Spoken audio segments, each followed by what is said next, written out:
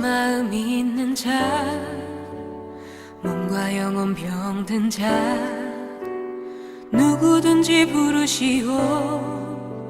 예수 이름 부르시오. 할렐루야.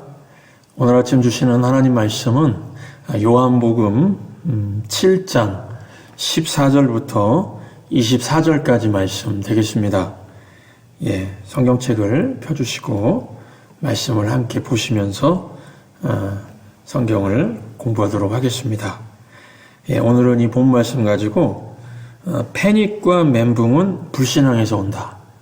패닉과 멘붕은 멘탈 붕괴, 멘붕이죠. 정신이 나가는 겁니다.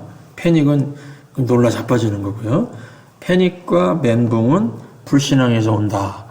라는 제목으로 하나님 말씀 증거하도록 하겠습니다. 사람들이 큰 충격에 빠지는 걸 패닉이라 그러고, 너무 정신이 나갈 정도로 이렇게 놀라가지고 멘탈이 붕괴되었다. 그래서 멘탈 붕괴를 줄여서 멘붕 이렇게 말합니다. 옛날에 없던 신조어입니다. 옛날 표현으로는 정신 나갔다, 놀라 자빠졌다, 그런 뜻이겠죠. 패닉과 멘붕은 인생에서 안 좋은 징후입니다. 인생은 안 좋은 징후보다는 징후가 좋은 쪽으로 가는 것이 중요하다고 생각합니다. 행복한 충격, 또 기쁜 놀라움, 이런 것도 있죠. 예수 믿으라고 한번 전도한 사람인데 10년 후에 보니까 교회 장로가 되어 있습니다. 얼마나 행복한 충격입니까? 오늘 본문의 배경은 요한복음 5장에 예수님이 예루살렘에 오셔서 베데스다 연못에 38년 된 병자를 고친 사건과 연관이 있습니다. 요한복음 6장은 갈릴리로 가셔서 있었던 사건이고요. 예수님이 38년 된 병자를 고쳤는데 안식일에 고치셨습니다. 이것이 유대인들 지도자들이 이제 마음에 이제 걸려가지고 계속 물고 늘어지고 신경전을 벌이는 내용들이 요한복음 5장부터 7장까지 이어져 오고 있습니다. 긴장이 계속되니까 예수님께서 너희가 어찌하여 나를 죽이려 하느냐 단도직입적으로 질문하셨습니다. 19절이죠. 7장 19절 보십시오. 모세가 너희에게 율법을 주지 아니하였느냐 너희 중에 율법을 지키는 자가 없도다. 너희가 어찌하여 나를 죽이려 하느냐. 그랬더니 이들이 말하길 20절 무리가 대답하되 당신은 귀신이 들렸도다. 누가 당신을 죽이려 하나이까. 이들이 말이 좀 이상하죠. 예수님께서 왜 나를 죽이려 하느냐 그러면 무슨 소리입니까? 우리가 언제 죽이려 했다 그러십니까? 이렇게 얘기를 해야죠. 사실 이들은 예수님을 막 낭떠러지로 밀어서 죽이려고도 했고 여러 차례 죽이려고 했었습니다. 예수님이 이런 근거들을 가지고서 말씀하시는데 참 이들의 대답이 악하지 않습니까? 귀신 들렸다고 몰아가고 있습니다. 그러면서 놀라움을 금치 못하고 있습니다. 14절 보시면 이미 명절의 중간이 되어 예수께서 성전에 올라가서 가르치시니 15절 유대인들이 놀랍게 여겨 이르되 이 사람은 배우지 아니하였거늘 어떻게 그를 아느냐 하니. 여러분 지금 유대인들의 이 놀라움은 어떤 놀라움입니까? 감동일까요? 아닙니다. 그러면 어떤 놀라움일까요? 첫 번째 살필 것은 이 놀라움은 자기들을 기분 나쁘게 하는 당혹함의 놀람입니다. 되게 사람들이 어느 때 놀라죠? 자기들의 이익과 충돌될 때 놀랍니다. 예를 들어서 어린애들은요, 무슨 국내 정세 때문에 놀라지 않습니다. 자기 장난감 누가 가져간 것 때문에 놀랍니다. 자기 이익과 충돌하니까요. 또 집에 기르는 애완용 강아지는 이 강아지는요 주인이 부부싸움 했다고 놀라지 않습니다. 지 간식거리를 옆집 고양이가 먹은 것 때문에 왈왈왈왈 하고 놀래죠. 자기 이익 때문에 충격받습니다. 내가 놀라고 충격받는 것은 내 이익과 충돌되면 놀란다는 것입니다. 내가 관심 갖고 있지 않는 것에는 놀라지도 않습니다. 내가 놀라고 충격받지 않는다는 것은 관심이 없기 때문이지 강하고 담대한 마음이라 그런 게 아닙니다. 이거를 어떻게 할 수 있는가 하면 만약에 이런 사람들이 자기 이익이 달린 일이라면 반응이 달라집니다. 누가 자기 욕하면 못 견딥니다. 누가 내 이름을 건드려, 누가 내 욕을 해, 막 그러면서 달려들 것입니다. 그래서 되게 놀라운 것, 충격받는 것은 안 좋은 징후입니다. 그러니까 성경에서 놀라지 말라, 충격받지 말라 그럽니다. 이사야서 40장 10절 보시면 두려워하지 말라, 내가 너와 함께함이니라. 그러면 역으로 두려워하는 이유는 하나님과 함께함, 하나님의 임재를 믿지 않기 때문입니다. 놀라지 말라, 나는 내 하나님이 됨이라 이렇게 말씀하셨거든요. 그러니까 왜 놀랍니까? 하나님이 내 주인이 아니고 내가 내 주인 노릇하니까 놀라는 것입니다. 그래서 하나님이 함께 하심을 믿고 하나님이 주인인 사람은요, 패닉하거나 멘붕 안 된다는 것입니다. 오늘 본문에 나오는 유대인 지도자들이 놀라운 지금 포인트, 이 놀라는 포인트죠. 놀라고 당황하는 포인트 한번 보십시오. 38년 된 병자가 얼마나 고통스러운 인생을 살았을까에 충격받지 않습니다. 그 불쌍한 사람이 고침받게 된 사실을 충격받고 놀라지 않고 무엇에 놀라고 충격받습니까? 왜 안식일에 이 사람을 고쳤는가? 여기에 충격받았습니다. 왜 그랬을까요? 안식일을 유지하는 곳에는 자기들의 이익이 달려 있었기 때문입니다. 안식일 지침들을 자기들이 만들었거든요. 그 시스템의 중심에 자기들이 있었습니다. 그래서 안식일이 잘못되면은 자기들 일자리를 잃을 수 있고 자기들이 손해를 볼 수가 있었기 때문입니다. 이것에 놀라고 충격을 받은 것입니다. 여러분, 율법주의라는 게 무엇입니까? 성경 본문보다는 자기들의 주석과 해석을 앞세우는 것입니다. 안식일 제도도 자기들이 유리한 쪽으로 해석하고 성경보다 자기들의 해석을 앞세웠습니다. 어떤 분들은 성경 갖고 싸우는데 잘 보면은 성경보다 자기 해석 고집하면서 싸웁니다. 어떤 분들은 예수님보다 자기가 지지하는 정치 세력을 더 중요시합니다. 이런 거 다 율법주의자의 모습입니다. 좌든 우든 예수님보다 더 앞세우면서 충돌하는 것은요, 바리새인과 다를 바가 없습니다. 이런 자기 이념, 주의 이런 거에 충돌한다고 놀라고 충격받으면 이거는 안 좋은 징후입니다.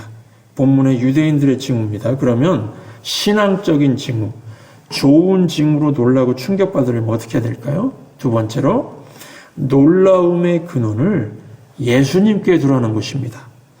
우리가 누가복음을 묵상하면서 살핀 내용인데요. 누가복음 9장 보시면은 예수님께서 제자들을 파송한 이후에 제자들에게 능력과 권세를 주셨다고 했습니다.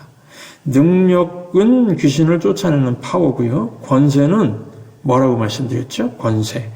이 권세, 권위는 하나님의 임재를 뜻합니다. 하나님께서 함께 하신다는 것입니다. 성경에 나오는 모든 권위는 하나님의 임재를 뜻합니다. 여호수아에게 네가 어디로 가든지 내가 함께 할 것이다 라는 말씀은 내가 너에게 권세, 권위를 주겠다는 뜻입니다. 하나님이 일하신다는 뜻입니다. 어떤 사람이 사업을 하는데 권위로 사업을 합니다. 이 의미는 하나님이 함께 일해 주시겠다는 겁니다. 그래서 하나님이 함께 하시기 때문에 강하고 담대하게 사업을 할 수 있습니다. 또 권위로 사업한다는 것은요, 말씀이 권위죠. 그래서 하나님 말씀에 따라 사업한다는 것입니다. 하나님 말씀에 따라 사업하니까 하나님이 일하시게 되죠. 여호수아서의 여호수아는 백전백승한 인물입니다. 어떻게 그가 이렇게 강했을까요? 하나님의 임재가 있었기 때문입니다. 하나님이 일하셨기 때문입니다. 그러면 언제 하나님의 임재가 있습니까? 먼저 예배 드릴 때입니다. 그래서 교회 모여서 예배 드리고 예배를 통해서 일하고 또 그렇게 하면은 놀라거나 충격받지 않고 언제나 강하고 담대할 수 있다는 것입니다. 반면에 예배를 떠나면은요, 권위가 없어지니까 별거 아닌 일에도 막 부들부들 떨립니다. 돈 몇 푼 때문에 막 떨고 흔들흔들거립니다. 또 언제가 강하고 담대한 게 권위를 가질 수 있죠? 기도할 때입니다. 충분히 기도하는 사람은요, 좀 부족하더라도 하나님의 임재를 느끼고 권세로 일하니까 놀라고 충격받지 않습니다. 강하고 담대하게 살 수가 있습니다. 주님 말씀에 두세 사람이 모인 곳에 나도 함께 있느니라 하셨습니다. 기도하는 시간에 주님이 임하니까 지금 이 코로나 상황이라 이렇게 대면 예배 못 나오시는 상황이 있을 수가 있죠. 그러면은 그 집에 근처에 교회 다니시는 분들이 있으면은 두세 사람이 모인 곳에 함께 하신다고 그랬으니까 우리 같이 기도 모임 합시다. 그러면 하나님께서 이러신다는 겁니다.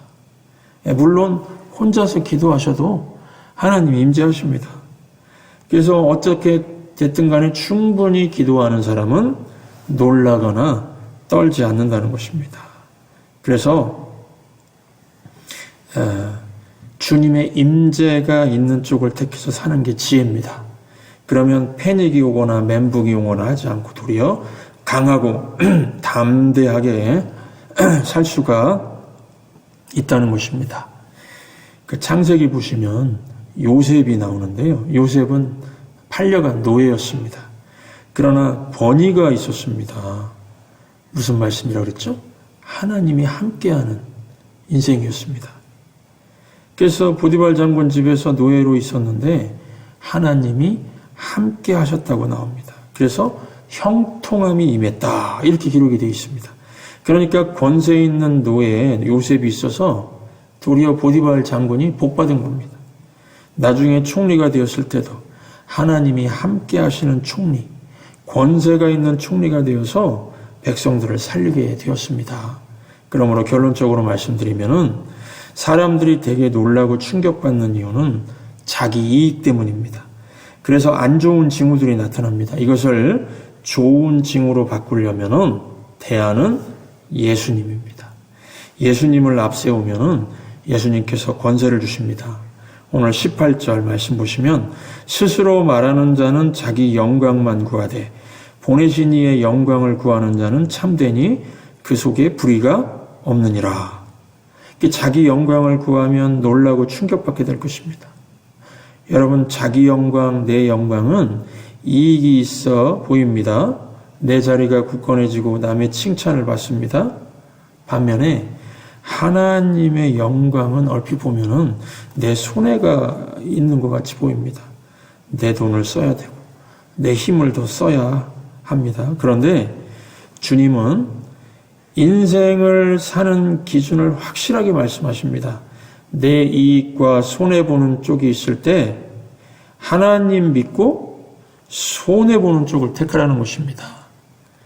실제로 어떤 좋은 분이 그랬다고 합니다. 실제로 믿음 좋은 분이 이렇게 말했습니다.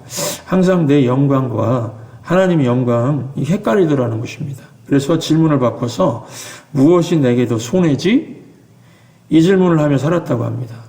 그래서 선교 헌금 그러면 적게 할까 많이 할까 질문하고 많이 하는 쪽이 손해군 그러면서 손해보는 쪽으로 했다고 합니다. 이렇게 사는 것이 자기 인생의 터닝 포인트가 되었다고 합니다. 그랬더니 자기 삶에서 놀라거나 충격받는 일이 다 사라져버렸다고 합니다. 지금 이분이 사실 마태복음 6장 34절 말씀대로 산 겁니다. 마태복음 6장 33절 먼저 그의 나라와 그의 의를 구하라. 여러분, 하나님의 나라와 하나님의 의를 구하는 것은요, 이게 엄청난 스케일 아닙니까? 이렇게 살면은 하나님이 공급해 주십니다. 결과적으로 보면은요, 손해가 없습니다. 우선 놀라거나 충격받지 않고 살 수 있죠? 멘붕, 패닉 와가지고요, 약 먹고 사는 사람, 우울증에 걸려 사는 사람 얼마나 불쌍합니까? 또 하나님께서 상상하지 못한 것들을 채워주십니다. 그러면은 행복한 놀람, 영혼의 만족이 되는 놀라움을 주셔서 은혜 가운데 살 수가 있습니다. 그러므로 오늘 결단 한 가지 하시면은 패닉과 멘붕 사라지게 될 것입니다. 무엇입니까? 남은 인생 하나님의 영광만을 위해 살겠습니다. 제게 능력과 권세를 주시옵소서. 이렇게 기도하시는 저와 여러분 되시기를 주의 이름으로 축원합니다.